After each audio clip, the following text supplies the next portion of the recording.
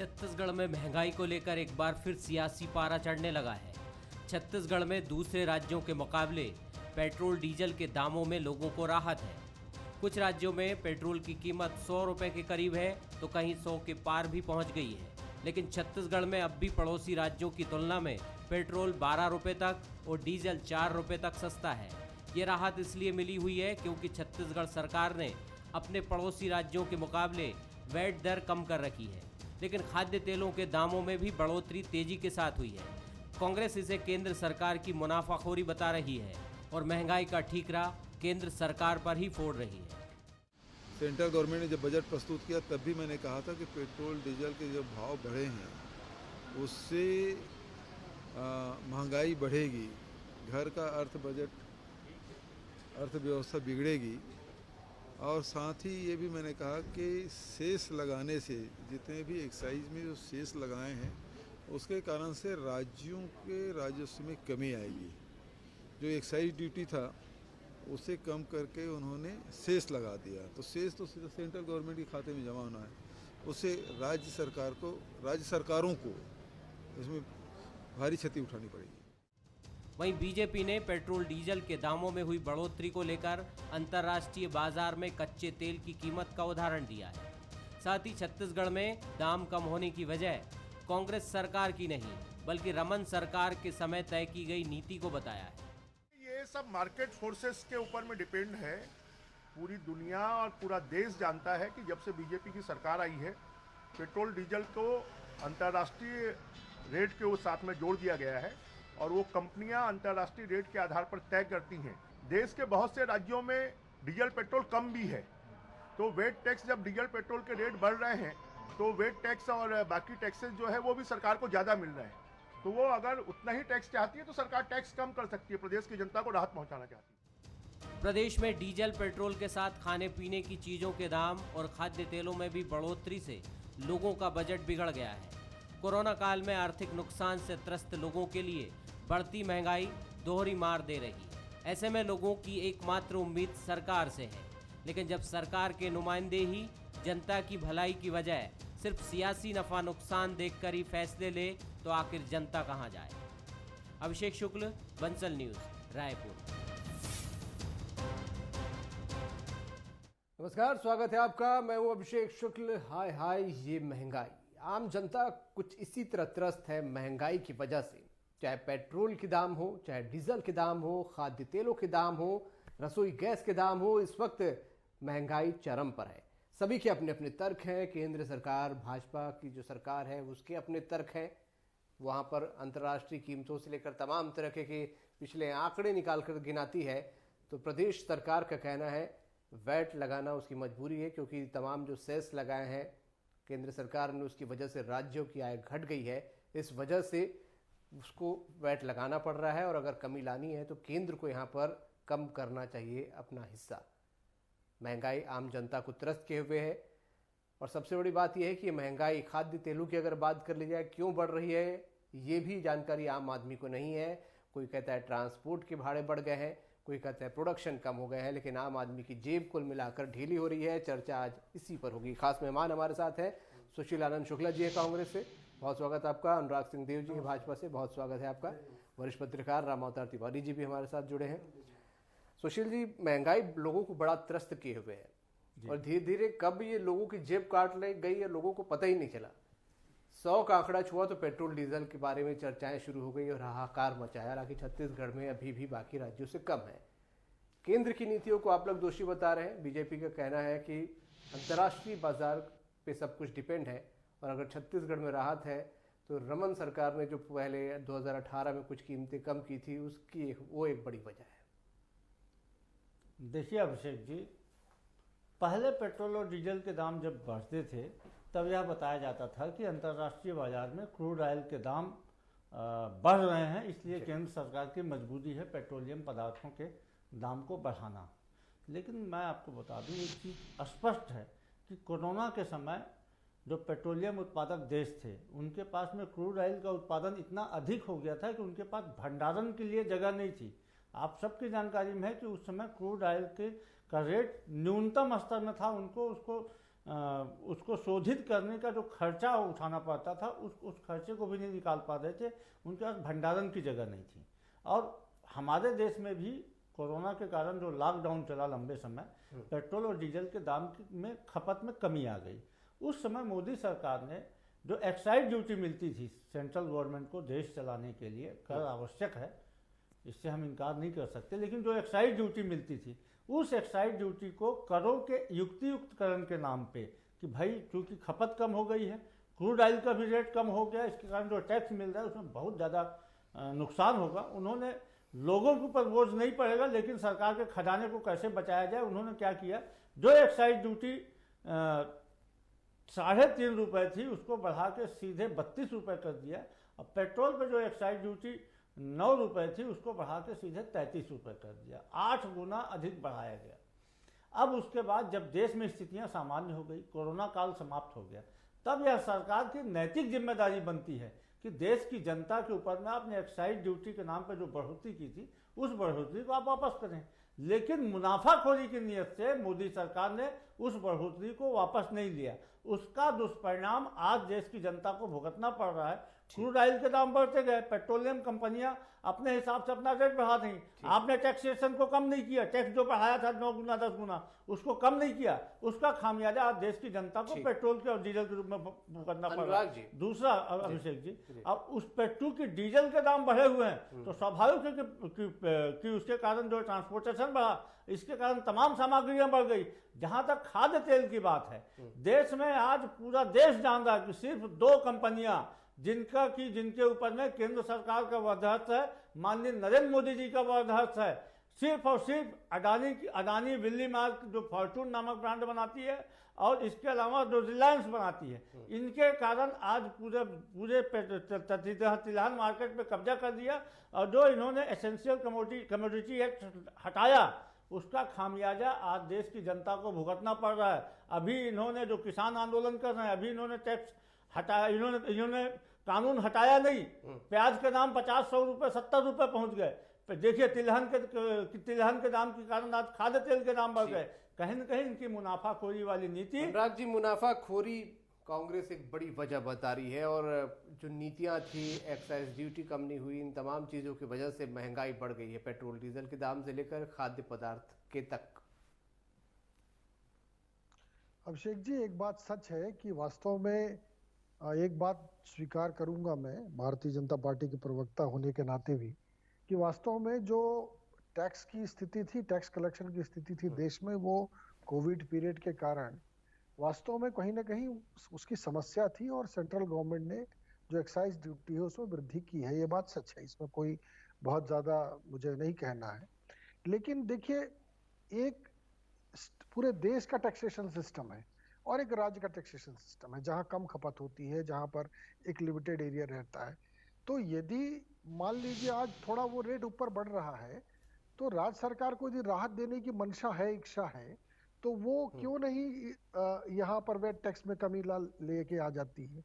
दूसरी बात यही कि जो भी टैक्स इकट्ठे होते हैं देश में, इस कोविड पीरियड में आप देखिएगा कि 3-3, हमने पेट्रोलियम मिनिस्टर की बात कर रहा हूँ मैं, 3-3 गैस सिलेंडर उज्ज्वला योजना के अंतर्गत गरीबों को सीधे दिया गया फ्री का। इस समय पर आवश्यकता थी उनको, इसलिए दिया गया। हर गरीब तबके को हमने 5-5 किलो अतिरिक्त चावल आवंटित किया। हर रेवड़ी वाले को, हर पट्टी वाले को, हर ऐसे जो रोड में अपना काम करते थे उनको 10-10 हजार रुपए का हमने सहायता राशि उपलब्ध कराई। तो इस प्रकार से एक व्यापक, आज वैक्सीनेशन से लेकर पूरा, यदि आप हेल्थ सेक्टर में देखेंगे तो पूरा ये खर्च हुआ है इस समय पर, और इसमें टैक्स की वास्तव में स्थिति खराब थी। तो यदि आज इस परिस्थिति में कोई महंगाई बढ़ रही है, तो निश्चित रूप से उसको राज्य सरकार की जवाबदारी भी है कि वो जनता के हित में उसको कंट्रोल में लाए। कहीं वेट को घटाने की आवश्यकता है तो घटाए, और जो भी राहत दे सकती है वो दे। दूसरी बात अभिषेक जी, मैं एक पॉइंट आउट करना चाहता हूं। देखिए, महंगाई बढ़ना क्या होती है, मेरे पास एक लिस्ट है। 2011 में पेट्रोल की कीमत कांग्रेस की सरकार में 55 रुपया 87 पैसा थी 2011 में। 2013 में वो रेट बढ़ के 82 रुपया हो गया। ये होता है वृद्धि, कि 55 से सीधे 82। और कब की बात है ये? 2013। तो 13 में यदि 82 रुपए मुंबई में पेट्रोल मिल रहा है और आज 87 रुपए मिल रहा है, 88 रुपए, तो इसका कंपैरिजन भी किया जा सकता है कि वृद्धि दर और किस रूप में वो बढ़ रहा था, किस रूप में घट रहा था। अब मैं उसके भंडारण की भी बात करना चाहूंगा कि वो बोल रहे थे क्रूड ऑयल का भंडारण उनके पास नहीं था। तो निश्चित रूप से मैं कहूंगा कि देश के अंदर भी भंडारण की व्यवस्था कांग्रेस ने नहीं बनाई थी। एक जब पहले भंडारण हो जाता है तेल का, तो उसके बाद सस्ता भी हो जाए मार्केट में, तो हमारे पास जगह नहीं होती है कि हम सस्ते ऑयल का भंडारण कर लें, क्योंकि ऑलरेडी हमारे पास स्टॉक रहता है। तो क्या देश में वो सिस्टम कांग्रेस ने डेवलप किया था अपनी सरकारों में? मोदी सरकार आज कर रही है। आज यूएई से लेके यूएस तक मोदी सरकार ने ये व्यवस्था बनाई है कि आप वहीं पर भंडारण करिए, हम पेमेंट करते हैं, आप उस देश में ही भंडारण हो जाए। चलिए, कांग्रेस जिम्मेदार है, आप यहाँ बता रहे हो कि नीतियाँ जिम्मेदार है। मैं एक छोटी टिप्पणी राम अवतार जी से लेता हूँ। सुशील जी, फिर आपके पास आऊँगा। राम अवतार जी, आपने दोनों प्रवक्ताओं को सुना, कांग्रेस ने भाजपा को, भाजपा ने कांग्रेस को जिम्मेदार माना। आम जनता पिस रही है, वो क्या कह रहे हैं? वो अगर जिम्मेदार मान भी लेती किसी को, तो उसका हल क्या है? उसको राहत कैसे मिलेगी? अभिषेक जी, आपने एक लाइन कही कि आम जनता पिस रही है। आम जनता से जो जरूरी चीज़ें हैं वो चीज़ें सब, पेट्रोल बढ़ गया, खाने का तेल बढ़ गया, गैस की कीमत बढ़ गए, और निर्माण सामग्री वाले पूरे बढ़ा दिए हैं। जितने सारे टीएमटी, सीमेंट, सारे चीज़ों ने एक तरह से एक सरकार का कहीं ना कहीं इसमें नियंत्रण होना चाहिए, और कितना नियंत्रण होना चाहिए ये तय होना चाहिए। क्योंकि अगर बाजार पे लगाम होगा, बाजार अगर संगठित हो गया, बाजार के जो बड़े व्यापारी गेम प्लेयर जो हैं वो अगर संगठित हो गए, तो ऐसी स्थिति में भी बढ़ती है। और महंगाई के कारण कोई बता नहीं पा रहा है, जैसा आपने कहा कि महंगाई बढ़ी क्यों है, ये तो आया समझ। चलिए, टैक्स जरूरी है, टैक्स बढ़ा रहे हैं, टैक्स बढ़ाइए, मगर टैक्स इतना भी ना बढ़ाइए कि आम जनता पर बोझ आ जाए। दूसरी बात, अभिषेक जी, इस समय है आदमी पास काम नहीं है, ठीक, धीरे धीरे बाजार लौट रहा है काम की तरफ। अब लोगों को नौकरी की समस्या है, काम की समस्या है, काम मिल नहीं रहे हैं। ऐसी स्थितियों में अगर महंगाई आ जाए, कमाने को है नहीं पैसा, कमाने के रास्ते नहीं है, कमाने की जगह नहीं दिख रहे हैं, और थोड़ा बहुत पैसा है, उसको इतने मनमाने तरीके से बाजार में सामान खरीदना पड़ रहा है, तो गरीब और मध्यम वर्ग को बेहद दर्द है। इस दर्द को कहीं न कहीं सरकारों को समझना पड़ेगा, प्रशासन को समझना पड़ेगा। अन्यथा अगर सरकार आरोप प्रत्यारोप की राजनीति चलती रही, तो अधिकार उससे फायदे में कौन रहेगा? व्यापारी संगठित होंगे, संगठित तरीके से अपने बाजार में कृत्रिम अभाव बताएंगे और अभाव बना के बेचेंगे। यही खेल हो रहा है, बाकी खेल नहीं हो रहा है।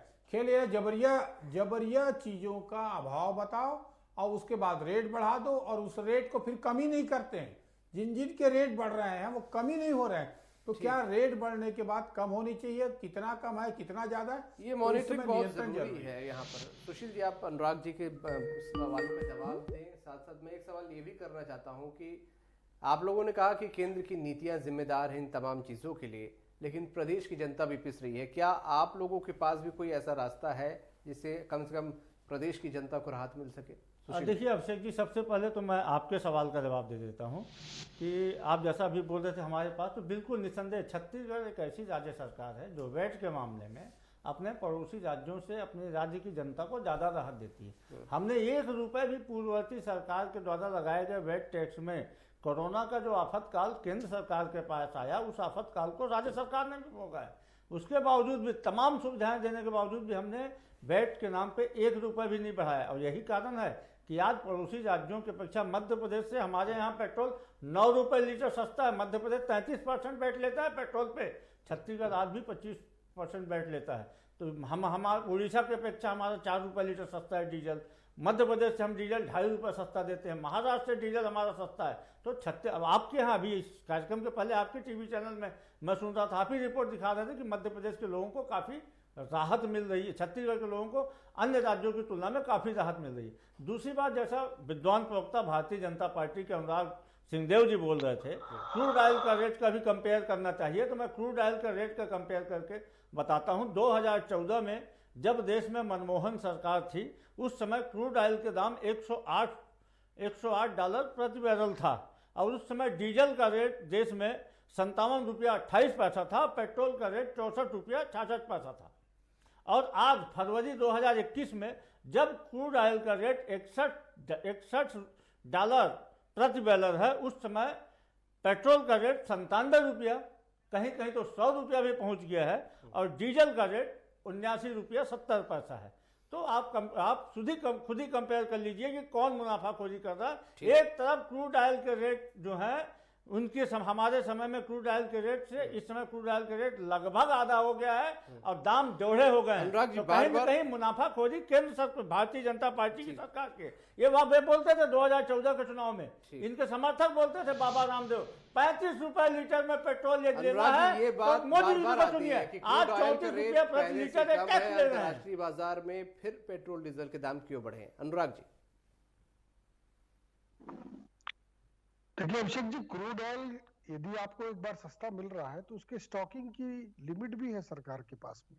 कितना स्टॉक उन्होंने रखा हुआ है, उसकी क्या व्यवस्था है भंडारण की, ये भी एक महत्वपूर्ण विषय है। यदि आपने पहले किसी दर पर ऑयल लेके पहले उसको स्टॉक करके रख लिया है, और मान लीजिए इंटरनेशनल मार्केट में वो क्रूड ऑयल की कीमत कम भी हो जाए तो निश्चित रूप से उसका भंडारण आप करेंगे कहाँ, ये भी तो विषय है ना। तो इसलिए ये मुनाफाखोरी की जो बात कर रहे हैं, चूंकि ये खुद अभी यहाँ पर जो रॉयल्टी इन्होंने बढ़ाई है, खनिज रॉयल्टी, ये 500% बढ़ा दी है। ये खुद माफियागिरी कर रहे हैं, ये खुद रेत माफिया को संरक्षण दे रहे हैं। सारे मिनरल्स में 500% बढ़ाने वाला ये छत्तीसगढ़ पहला राज्य है। तो ये महंगाई बढ़ाने की जवाबदारी तो इनकी भी है। सिर्फ महंगाई की बात सिर्फ सेंट्रल पर आरोप लगाना और यहाँ पर मुनाफाखोरों को और काला बाजारी को प्रमोट करना, उसके खिलाफ कोई कार्रवाई नहीं करना, ये इनका काम है। और इसलिए यहाँ पर स्टेट के अंदर काला बाजारी के खिलाफ कार्रवाई नहीं हो रही है। वो भी एक कारण रहता है महंगाई बढ़ने का कहीं ना कहीं। अनुराग जी, एक सवाल मैं अनुराग जी आपसे और करना चाहूँगा। आपने अभी जिक्र किया था कि कोरोना काल में काफ़ी राहत केंद्र सरकार ने दिया था, सिलेंडर से लेकर तमाम चीज़ों पर, चावल ऐसी चीज़ें भी लोगों को उपलब्ध कराई गई, अच्छी बात है। लेकिन कोरोना काल में अनुराग जी लोगों की, खासकर मध्यम वर्ग की नौकरियां भी गई हैं, लोगों के धंधे व्यापार भी चौपट हुए हैं। अब जो भार पड़ रहा है, सिर्फ ज़्यादातर बल्कि कहा जाए मिडिल क्लास पर ही पड़ रहा है। ऐसे में उस भार को कैसे वहन करेगा? क्या उसे कुछ राहत नहीं मिलनी चाहिए? देखिए, जनता को राहत देना ये हर निर्वाचित सरकार की पहली जवाबदारी है अभिषेक जी। चाहे वो केंद्र की सरकार हो, चाहे राज्य की सरकार, यदि कोई ऐसी परिस्थितियां निर्मित हो रही हैं जिससे जनता सीधे प्रभावित है, तो उसके लिए जवाबदारी निश्चित रूप से सरकारों की है। तो सिर्फ सेंट्रल के ऊपर ठिकरा फोड़ना और राज्य सरकार का पल्ला झाड़ देना, इसमें ये उचित नहीं रहता है कहीं भी। तो इसलिए यदि अनुराग जी यही है, राज्य सरकार केंद्र को बोलती है, केंद्र सरकार राज्य को बोलती है, आम जनता किधर जाए? कभी इधर ताकती है, कभी उधर ताकती है, उसको कोई तो राहत दे।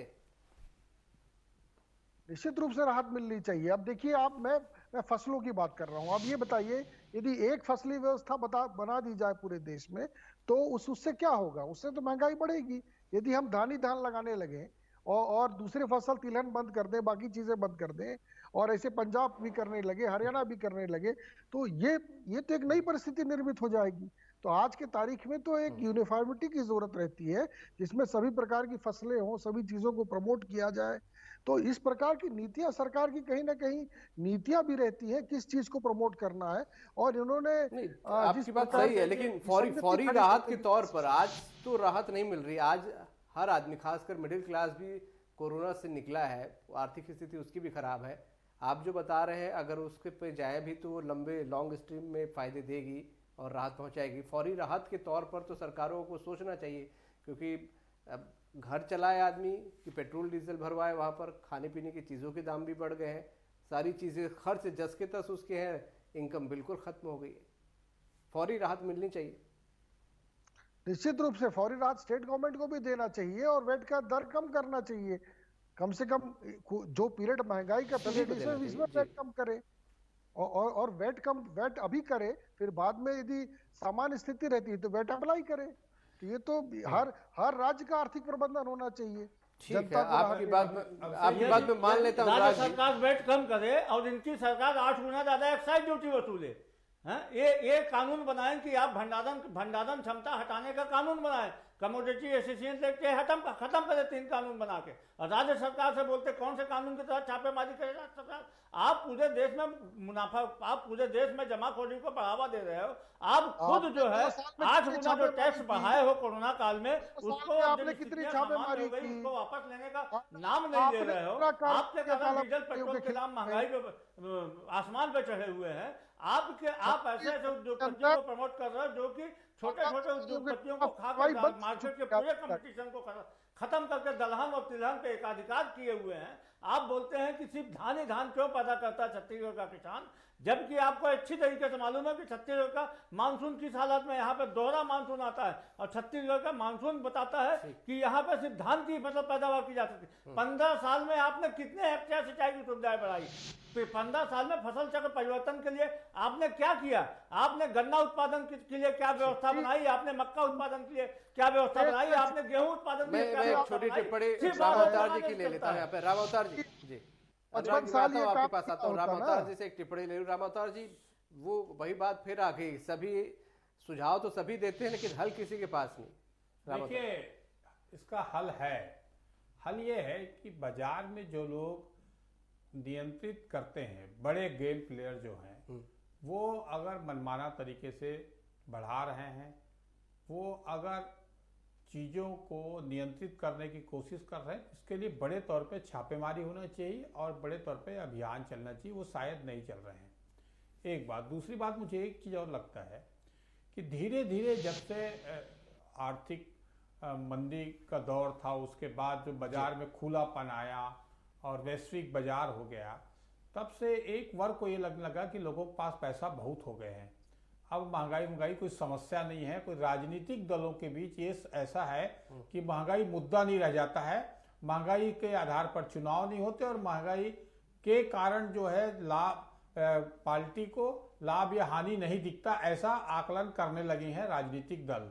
इसलिए जो मनमाने तरीके से, चाहे वो ट्रेन का रेट बढ़ाओ, चाहे रेट जो बढ़ाने में हर सरकार जो है कोई कंजूसी नहीं कर रही है, चाहे राज्य सरकार हो या केंद्र सरकार हो। तो इस पर जो नियंत्रण होना चाहिए और जनता को इस पर पैनी निगाह होनी चाहिए।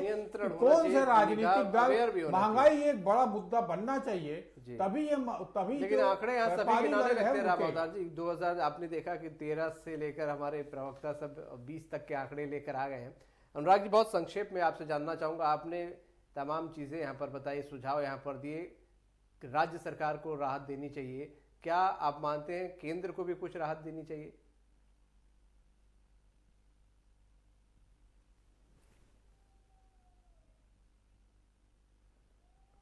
अनुराग जी, आप तक आवाज आ रही, तो मैं जानना चाहूंगा, क्या केंद्र को भी कुछ राहत देनी चाहिए महंगाई में?